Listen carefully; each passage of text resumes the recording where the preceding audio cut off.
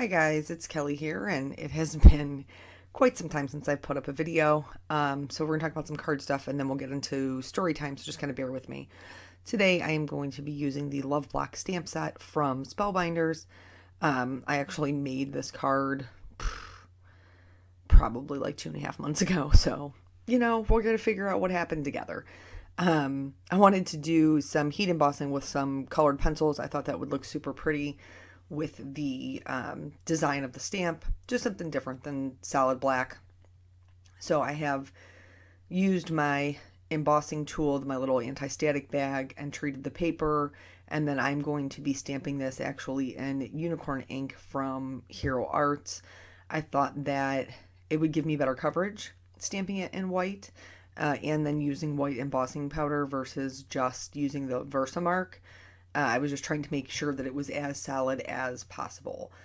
So this is a pigment ink, which means if I did not heat emboss it, it would take 1,000,000 years to dry. No, that's a slight over exaggeration, but pigment ink does take a long time to dry. So if you're going to use it, make sure you're going to let it dry for an appropriate amount of time before you're going to be touching with it or messing with it or heat emboss it, which is typically what I do with it. So I'm just going to use some white embossing powder and put that over top. This is a super pretty stamp design, and it can be used for lots of things. There's a ton of sentiments like included in it. And then I'm just going to heat set that. While I do my stamping, I am letting my heat gun heat up, just because it decreases the amount of warping that you get with your paper. I did still get a little bit, heating it from the back will also help. So here I just have my Prismacolor pencils. And anytime that you're coloring like colored pencils on dark cardstock, you can use them just by themselves, and that will work. However, if you put a layer of white underneath, it gives the color something to sit on top of, and it makes them much, much brighter, which obviously, as we know, I love bright colors, so this makes more sense for me. I am going to be doing a little bit of minimal shading with the coloring that I'm doing. Not a ton, just 2 colors, just to try to get a little bit of depth. But because these images are so small, you could certainly color them one color and be fine. Or if you'd like to try to practice your shading, you could do the 2, just like I did. You can also blend with white colored pencils. So if you have 2 colors that you're trying to get to blend and you're having a hard time, you can put a layer of white in between. When I first started coloring with colored pencils, which was quite some time ago, even though I still prefer alcohol markers, I just do. There is something that is super pretty about being able to color bright colors on dark colored cardstock, which I cannot do with alcohol markers. But my friend Lydia Fiedler did a fish. I think I've told you about it multiple times just because it was so pretty, and it literally is what made me want to use colored pencils. But she did a layer of white in between each. So she'd put down a layer of white, she'd put down a layer of color, she'd put down a layer of white, put down a layer of color, and that fish was on craft paper, and it was legitimately like glowing. It was like luminescent. It was beautiful. So that's really just the gist of what we're going to be doing here. I wasn't, like I said, I wasn't going crazy with the shading, and just trying to, as far as the colors go, just trying to mix it up a little bit so that there was a lot of variation of color, since there are so many smaller flowers. But yeah, so if you were doing this for like a wedding and they had, you knew what their wedding colors were, you could certainly color them all one color, and that would be really, really pretty. I just like to mix it up because, well, I do. So several of you have messaged me and emailed me and Instagrammed me and made comments on here. It has been about 2 months since I've posted a video, just because life. So that's pretty much what it comes down to. When you have a YouTube channel where you talk about your life, when something happens, it makes it a little bit more challenging. So I have had these videos that have just been kind of like sitting in the queue waiting for a voiceover that I just didn't even really know if I was prepared to do. So, after having a conversation last night with Eric and him very sweetly offering to do a voiceover with me, if I thought that that would be easier, I thought that maybe I should at least give it a try and see if it was something that I can get through. So last month on May 20th, my grandmother passed away. Um, so that is why I have not posted a video in between, um, all of the things that were like her services and family in from out of town. My grandmother had 4 children, but only 2 of them still live in Ohio. The other 2 live out of state, and so do a lot of their children, my cousins. So it was trying to get everybody here so we could do the services, and then of course, spending some extra time checking in on my mama, and spending a little extra time there. Plus, life just happens. There's other things that come up and go on, and we had Nathan's birthday and a wedding we were getting ready for, and we're trying to still, refinish furniture. So it's just been a lot of things that have been happening. And, processing my own feelings about my grandmother passing away. She was my last grandparent that was still alive, and she was also the one that I was closest to. Several stories have included the times that I, spent summers growing up at her house, and, always wanting to spend the night out there. So, yeah, it just, the last probably 10 years since my, well, not probably, in September it will be 10 years since my grandfather passed away. Her mental health, she had Alzheimer's or dementia. I don't think they can actually diagnose Alzheimer's until you pass away, honestly. If you know different than that, you correct me if I'm wrong. I'm totally fine with that. But anyway, so it just had declined, and while I do miss her, and I still have a hard time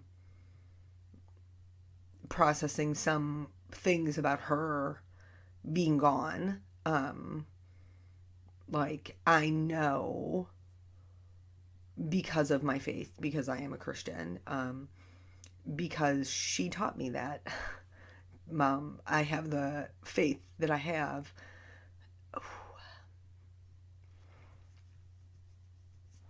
Because from a very young age, my grandmother talked to me about Jesus. And so, sorry. That I know that she is in heaven with my grandfather, and that she isn't in any more pain, and there is no,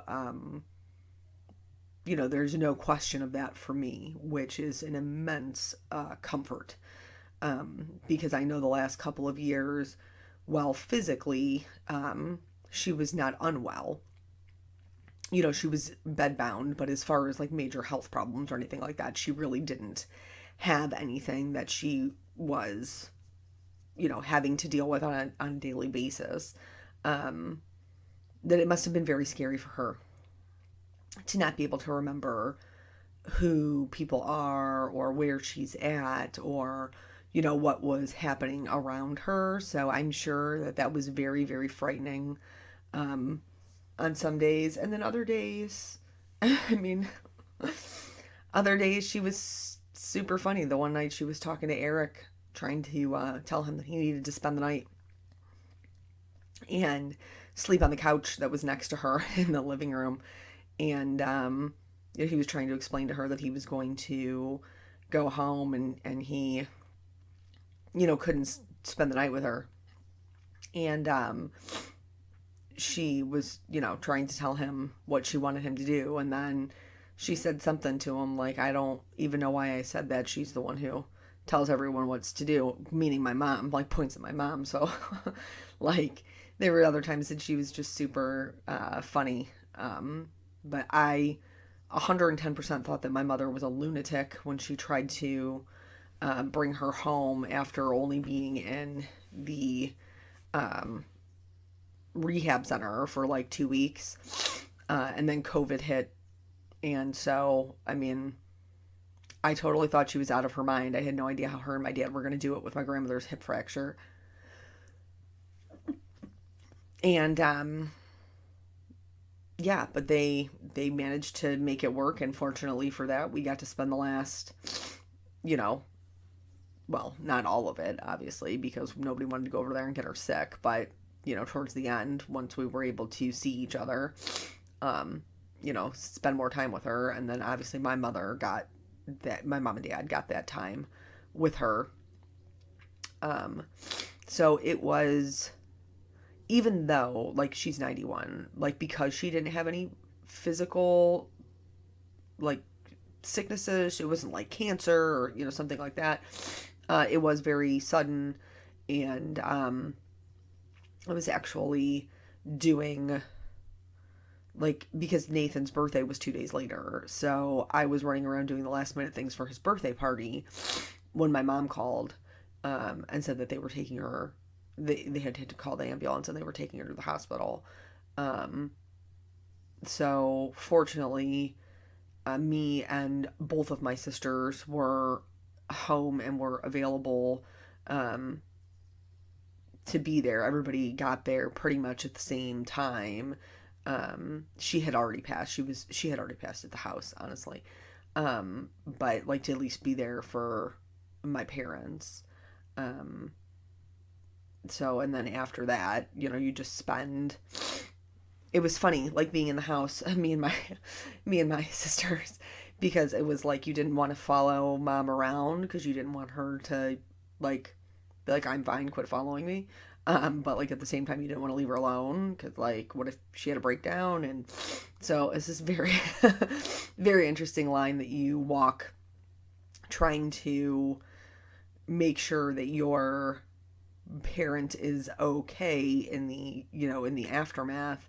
And then you don't really, I guess for us, and I know my sisters are the same way, like you don't really process your own feelings about it until later because the loss is different. Like, I loved my grandmother and I am extremely grateful to have had her for as long as we did.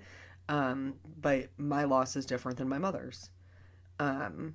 Because that's her mom. And like, I cannot, like, y'all don't come looking for me when it's my mom's turn to go to heaven, because like, I cannot process a world in which I exist and my mother does not. So I can't imagine how she feels.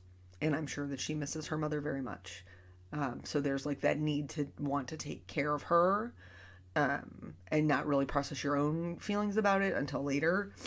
And fortunately, I have a wonderful husband who, like, I called him and he was like, I'll leave work. And I was like, no, like, there's nothing for you to do. There's no reason for you to leave. And then he was like, no, I'm gonna, like, that's when all I knew was we were taking her to the hospital. Side note, back to the card. So I'm done with the coloring, and you could see me brushing this stuff off with a brush. The reason I'm brushing off with a brush and not the back of my hand is because it smears the little color pieces parts from the, I don't even want to call them shavings. I don't even know what to call them. The color pieces parts from the colored pencil. And sometimes I do it out of habit without even thinking of it. And then I just went in with a white and kind of went over that white embossing just to make sure it was super solid. I love a really clean look. You guys know that. And so I went in with a black colored pencil and just kind of outlined all of the heat embossing just to make sure that it was super bold and stood out. So when I had called Eric and said they were taking Graham to the hospital, he said, I'll come home. And I was like, no, you don't have to do that. Like, I don't even know what's happening. And then when I called and told him that she had passed away, he was like, "Oh, I'm coming home." And I was like, "No, like, really, there isn't anything to do for you." And he was like, we've already put it out. One of the guys is going to come in so that I can come home," which was unnecessary, but super wonderful of him to just be there, and kind of, just be present. Even though there wasn't really anything for him to do, I still appreciated him just being there. So, anywho, we did manage to actually have a funny story about her funeral. I mean, doesn't it sound funny to say I have a funny story about her funeral? But I do. So that'll be a story for another time. Here I just trimmed down the background, and then it was just, I have no idea what was going on with the cardstock. It was driving me insane that it was not like black. It was not like a solid black. And I don't know if it's because of the anti-static bag, like I didn't get all the powder off, or there wasn't a good way to get the powder off, or I just felt like it should be more black. I'm not really sure. But I did go in and color in the in-betweens with my black Copic marker. This is probably a little bit insane. I'm going to be honest. I am self-aware and I can see when I've gone off the rails. But to me, it made a huge difference, and I wanted it to be black. So here, this little piece, I am again going to color the whole thing. So, and here maybe you can see like the difference where that part by my thumb isn't colored yet. But I am going to do this little strip, because I'm going to be doing some heat embossing for the other portion of the sentiment. Oh, that just cut right over there. That was shoddy editing on my part. So of the sentiments, I chose the Love Always because I figured that would just fit in with several things that I could use, anniversaries or like weddings or whatever, or just, to tell somebody that I love them. But so I decided to go with that sentiment. I'm doing the same thing with my little sentiment strip that I did with the background stamp, like my focal point stamp. And I'm just going to clean up any stray embossing powder. Why could I not think of that word? Just like I did with the other one, I just don't think I showed it. So then I'm going to heat set that, and then I'm going to trim it down into a label. And then it kind of felt a little bit fat. So I trimmed it down on the sides a little further, just because it just felt too wide. So I'm just going to put it back on a white card base. I am going to pop it up just to add a little bit more interest. This is just my regular 3M foam tape. So nothing too exciting here as far as the outline of the card. In order for this to lay flush on it's not the base. In order for this to lay flush on the focal point, yeah, I guess that's a good way to explain it. I have to add 2 layers of foam tape on the portion that hangs over. I hope that makes sense. So on the S that's hanging over, I have to add another little piece of foam tape, or it's not going to lay flush. So that's what I'm trying to gauge right there. When you see me keep lining it up, I'm trying to see how much of that I need to put down so that it'll lay flat. Well, it's not. It's popped up, but so it'll lay even. Does that make sense? Whatevs. It is what it is. So then after that, I added just a little bit of clear glitter to the flowers. I probably could have done it before I put my sentiment on, but I didn't, because I almost never think of it until after I've put everything together and then I'm kind of in it. So just doing little dots here and there of the clear glitter, because I love the glitters and glitter makes me happy. So that's pretty much the whole card. I mean, I did do this. So in the